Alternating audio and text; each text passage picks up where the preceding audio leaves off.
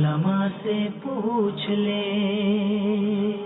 अल्लाह तबारक व तआला जी बारगाह में दिली दुआए त मूंखे हक़ ऐं सच बयान करण जी तौफ़ीक़ ऐं सआदत अता फरमाए ऐं उहो ॿुधी करे असां सभिनी खे उन ते अमल जी तौफ़ीक़ अता फरमाए।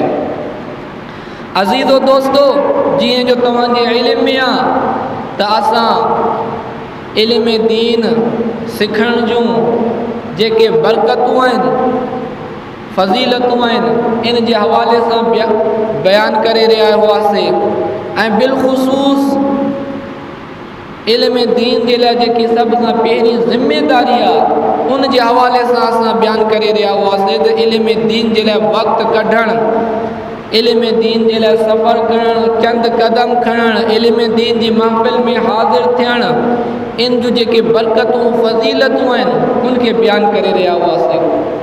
अॼु बि इंशाअल्लाहुल अज़ीज़ इल्म दीन जे लाइ वक़्तु कढणु, घर खां निकिरणु, उलमा जी सोहबत में अचणु, इल्म दीन सिखणु, इन जूं जेके बरकतूं फज़ीलतूं, इन जो जेको अजर और सवाब आहे उनखे बयान करण जी कोशिशि कंदासीं। हदीस पाक में ईंदो आहे, इहा त हदीस तफ़सीर कबीर में मौजूदु आहे। इस्लाम जा ख़लीफ़ा दोम अमीरुल मोमिनीन हज़रत सय्यदुना उमर बिन ख़त्ताब अल फारूक आज़म रज़ी अल्लाह ताला अन्हु का रिवायत आहे। उहे फरमाइंदा इन्नर रजुल यख़रुजु मिन मंज़िलिही। हज़रत सय्यदुना अमीरुल मोमिनीन उमर बिन ख़त्ताब अल फारूक आज़म रज़ी अल्लाह ताला अन्हु फरमाइंदा त इंसान पंहिंजे घर खां इल्म दीन हासिल करण जे लाइ निकिरे थो, उलमा जी सोहबत में वञण जे लाइ, मस्जिद में, मदरसे में, के आलिम दीन वटि का बि इल्मी मसलो सिखण जे लाइ पंहिंजे घर खां निकिरे थो ऐं इल्म जी महफ़िल जी तरफ़ वञे थो। फारूक आज़म रज़ी अल्लाह ताला अन्हु फरमायो व अलैहि मिनज़ ज़ुनूबि मिस्लु जबल तहामता व फी रिवायतिन व अलैहि मिनज़ ज़ुनूबि मिस्लु जबल तिहामता। जो लफ़्ज़ तहामा भी पढ़जी सघे थो, तिहामा भी पढ़जी सघे थो लुग़त जे हवाले सां।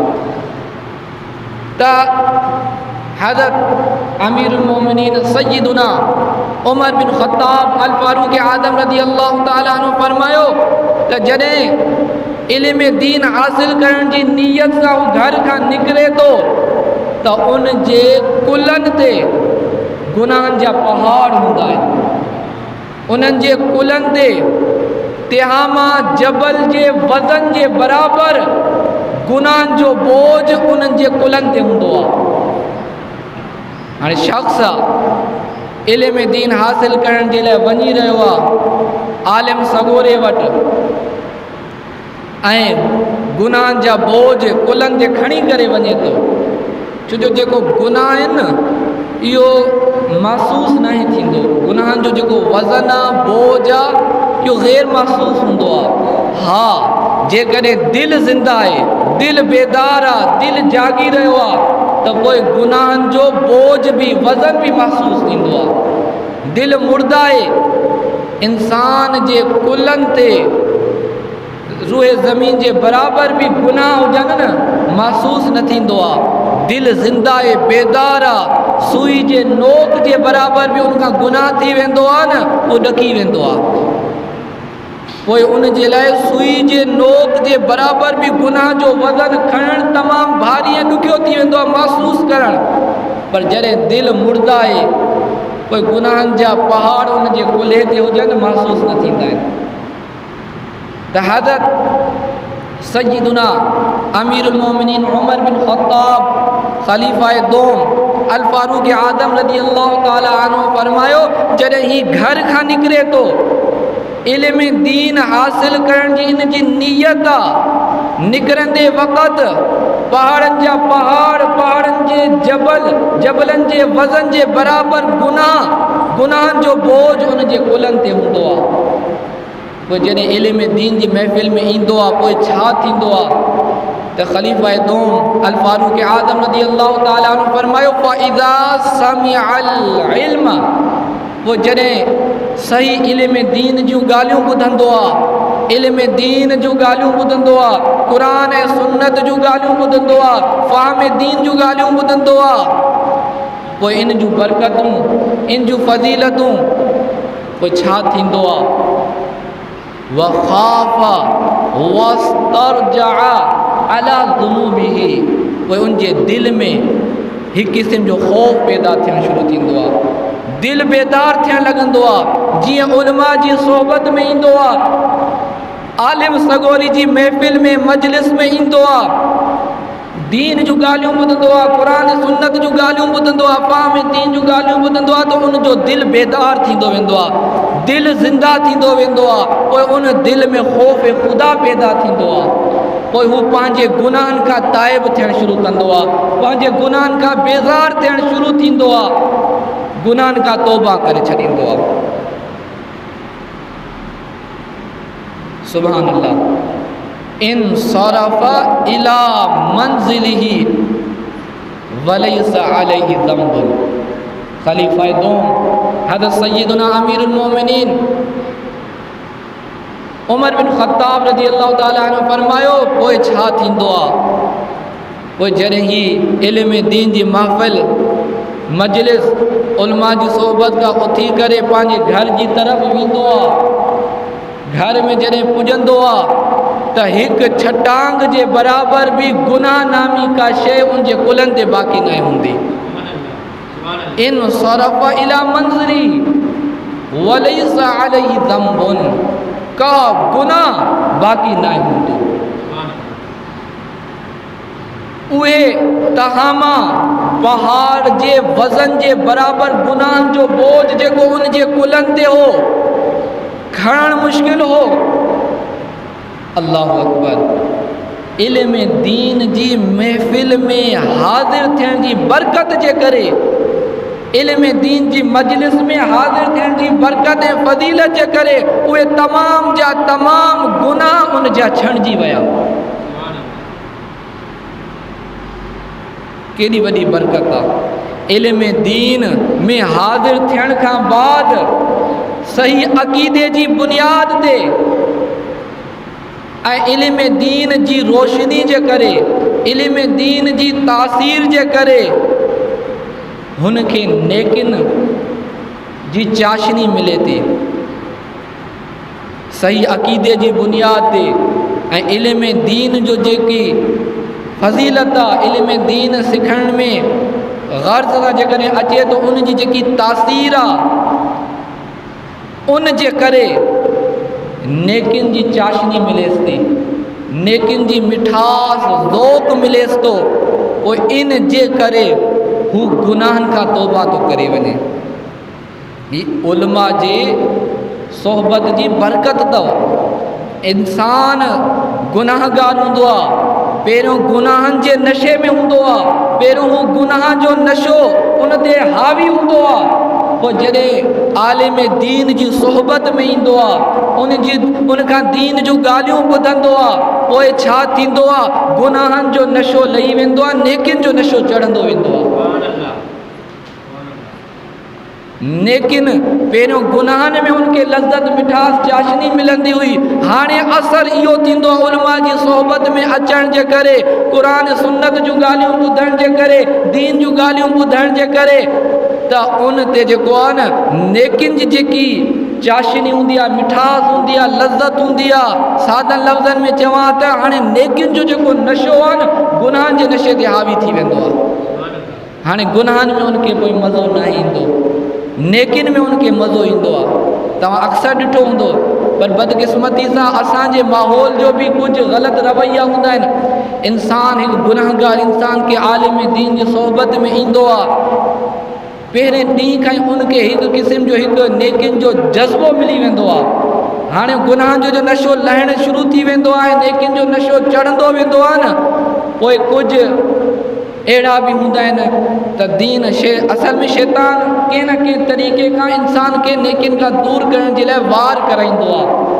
मुख़्तलिफ़ इंसाननि खां, मुख़्तलिफ़ पंहिंजनि चेलनि खां कंहिं न कंहिं तरीक़े सां पंहिंजी जेकी बि बिरादरी अथनि उनखे मोकिले छॾींदो आहे। कोई शैतान कंहिं ते हावी थी वेंदो आहे, कंहिं ते हावी थी वेंदो, पोइ चई ॾींदो ॾिस हिकिड़ी में मुला थी वियो, यार हाणे ताईं तूं ॾाढ़ी रखणु शुरू करे जॾहिं अञा वक़्तु पियो आहे, हाणे ताईं नमाज़ी थी वई आहे। याने हुनखे त उलमा जी सोहबत जूं बरकतूं मिलंदियूं आहिनि। हाणे नेकिन में उनजो ज़ौक़ वधंदो आहे, शौक़ु वधंदो आहे, उनखे मिठास चाशनी नेकिन जी तरफ़ ईंदी आहे त हू इन जे करे नेकिन जी तरफ़ वधंदो वेंदो आहे, अमल जी तरफ़ वधंदो वेंदो आहे, नेक अमलनि जी तरफ़ तरक़ी कंदो वेंदो आहे। पहिरियों नमाज़ न पढ़ंदो, हाणे नमाज़ पढ़ंदो आहे। पहिरियों हिकु न पढ़ंदो, हाणे 5 पढ़ंदो आहे। पहिरियों ॾाढ़ी न रखंदो, हाणे ॾाढ़ी वारो थी वियो। पहिरियों इमामो न ॿधंदो, हाणे इमामे वारो थी वियो। पहिरियों क़ुर न पढ़ंदो, हाणे क़ुर पाक पढ़णु, दुरूद पाक, याने हुनखे अमलनि में तरक़ी मिलंदी वेंदी आहे।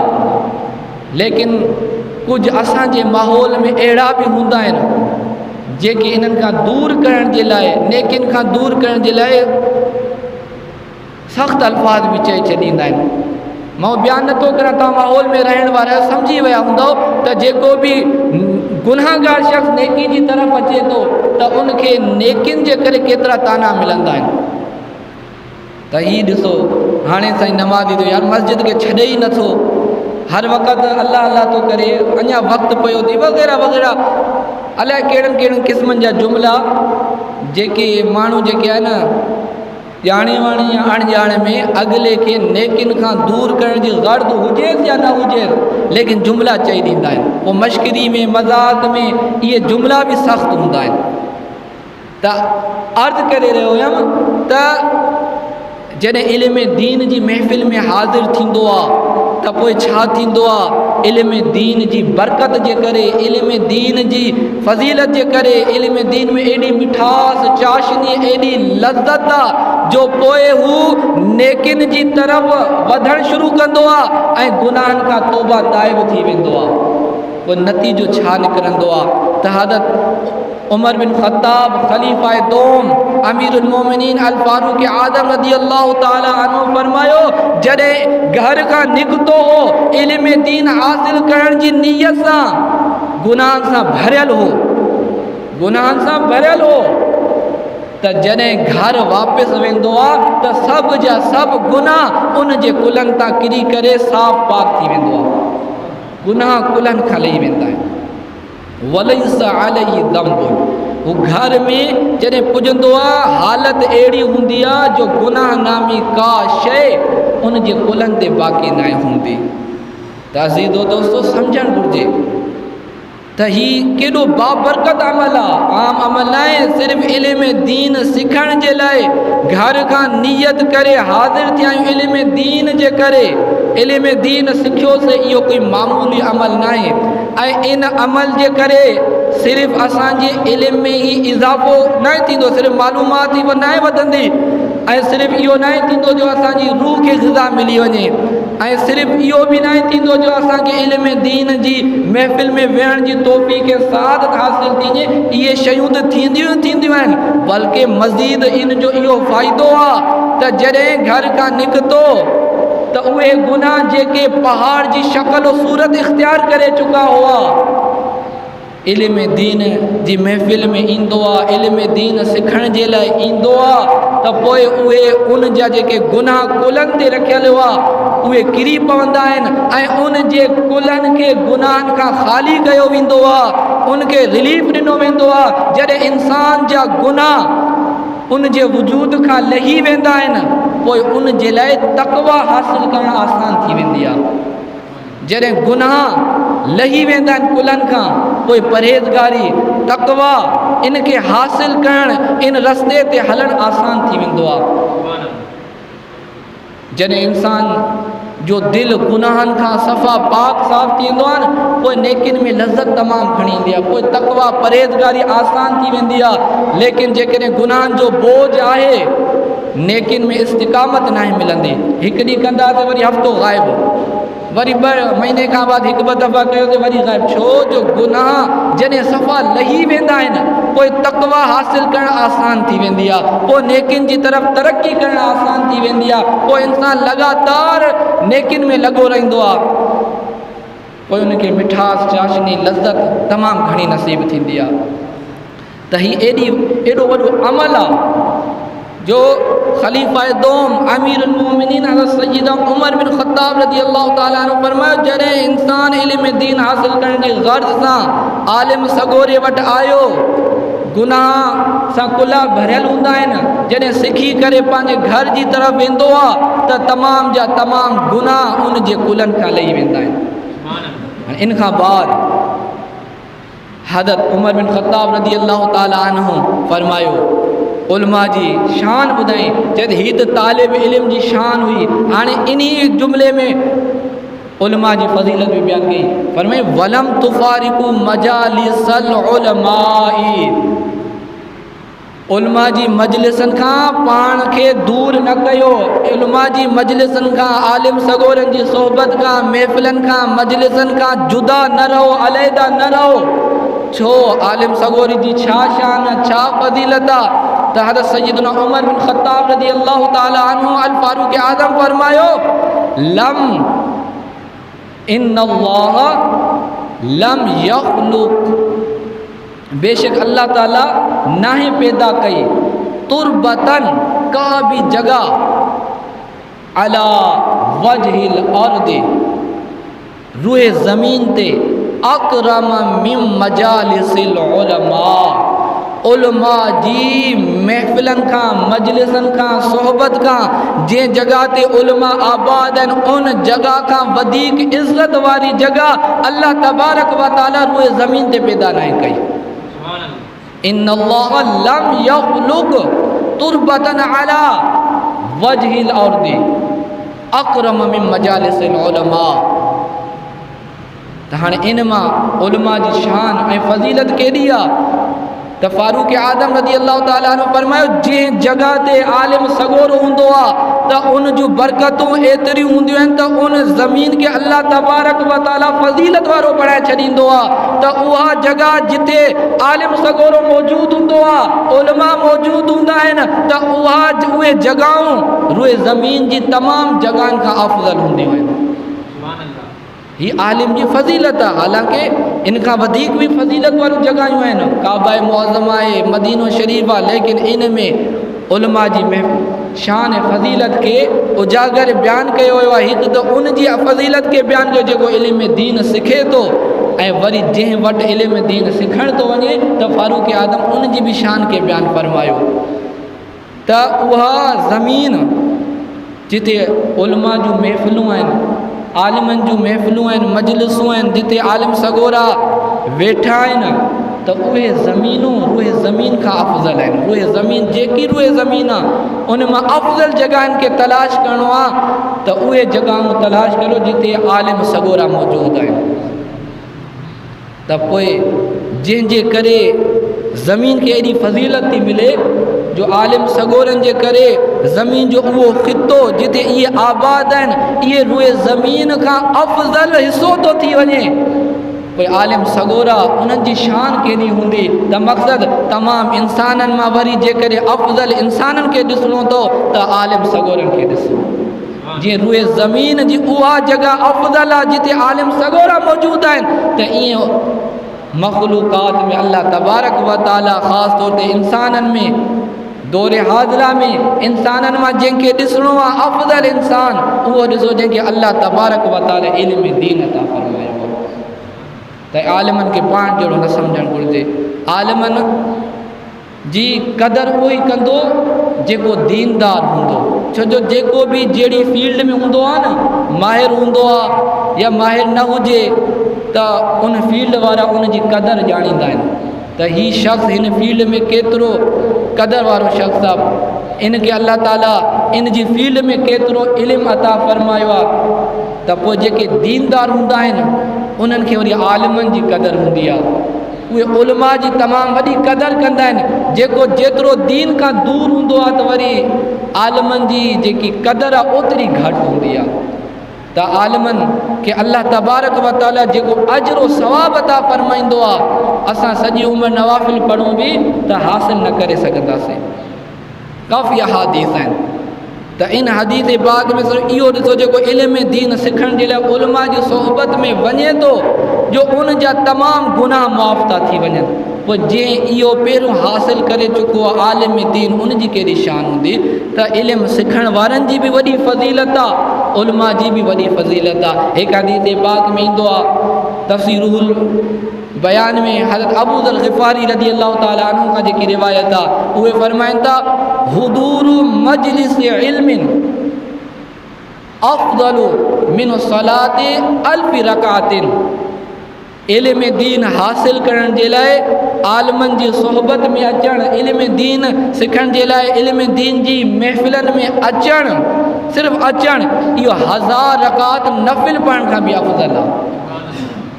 1000 रकात, 2 रकातनि जो सवाब असां नमाज़ जे फ़ज़ाइल में बयानु करे आहे त 2 रकात जेको कामिल वुज़ू करे पढ़े थो त उन जा तमामु गुनाह मुआफ़ था थी वञनि। ऐं वरी जंहिंखे अल्लाह तबारक व तआला 1000 रकातनि जो सवाब अता फरमाए, उनखे केॾो अजर सवाब मिलंदो हूंदो। ऐं इन खां बाद फरमायो वियो हिकु त 1000 रकातनि जो सवाब आहे, वरिया व शहूदी अल्फ़ी इयादती मरीद, ऐं 1000 मरीदनि जी इयादत जो बि सवाब। हाणे इल्म दीन हासिल करण जे लाइ उलमा जी सोहबत में आयासीं, इल्म दीन जी महफ़िल में आयासीं, 1000 रकातनि जो बि असां सवाब हासिल करे वरितोसीं। उन वक़्तु जॾहिं असां हाज़िर थियासीं, उन वक़्तु असांखे 1000 मरीज़नि जी इयादत करण जो बि सवाब मिलियो। हिकु मरीज़ जी इयादत जो सवाब एॾो घणो आहे, जो इंसान रब जी रिज़ा जे ख़ातिर कंहिं मरीज़ वटि उन जी इयादत करण जे लाइ वञे थो, यानी उन वटि वञे थो, उनजो हाल चाल पुछा थो करे, ऐं उन वटि अहिड़ियूं ॻाल्हियूं थो करे जीअं उहो हौसला शिकनी न थिए। मायूस आहे त मायूसी उनजी ख़तमु थी वञे, बुर्दबारी अची वञे, हौसलो बुलंद थी वञेसि, मायूसी उनजी ख़तमु थी वञे, त इन शख़्स जा बि वेंदो आहे ऐं मरीज़ जी इयादत करे वापसि घर पुॼंदो आहे, त इन जा बि गुनाह माफ़ थी वेंदा आहिनि। त हिकु मरीज़ जी इयादत जो सवाबु एॾो आहे त 1000 मरीज़नि जी इयादत जो सवाबु केतिरो हूंदो। ऐं अहिड़े तरीक़े सां 1000 जनाज़नि जी व शहूदी अल्फ़ी जनाज़तिन, ऐं 1000 जनाज़नि में शरीक थियण जो बि अजर व सवाब इनखे मिलंदो आहे। त इल्म दीन जीअं अल्हम्दुलिल्लाह असां बि हफ़्तेवार हिन सूरत में जुमे वारे ॾींहं ते जुमा जी नमाज़ खां पहिरियां अधु घंटो कमो बेश दर्स व ख़िताब थींदो आहे, इल्म दीन जूं ॻाल्हियूं थींदियूं आहिनि। जेको बि इल्म दीन जी महफ़िल में इन नियत सां आयो कुझु सिखी वठां, उनखे बि इन जो अजर व सवाब मिलंदो। ऐं बिलख़ुसूस अल्हम्दुलिल्लाह असांजी मस्जिद में अल्हम्दुलिल्लाह सॼो ॾींहुं हर रोज़ु इल्म दीन सिखण जो सिलसिलो हलंदो रहंदो आहे, उन्हनि खे बि तमामु घणो अजर व सवाब मिलंदो हूंदो। त इल्म दीन सिखण जे लाइ मस्जिद में, मदरसे में, आलिम सगोरे वटि असां अचूं था, त इन जूं बरकतूं केॾियूं आहिनि।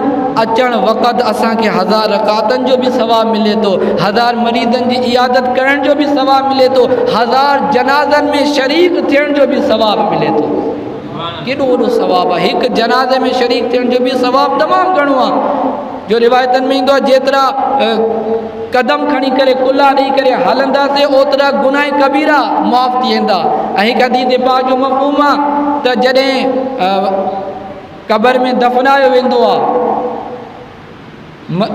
जनाज़े खे, फ़ौत शुदा खे, हिसाब किताब खां बाद जॾहिं उनखे बख़्शियो वेंदो आहे न, त क़बर में उनखे इहो तोहफ़ो बि ॾिनो वेंदो आहे त जेके उन जे जनाज़े में शरीक हूंदा आहिनि उनखे बि बख़्शियो वेंदो आहे।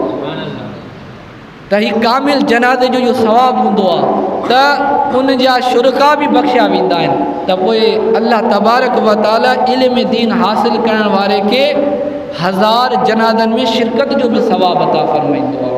त सोचो त हीउ तालिब इल्म दीन सिखण वारे जी बरकत आहे, फज़ीलतूं आहिनि, उनखे एॾो अजर व सवाब थो मिले।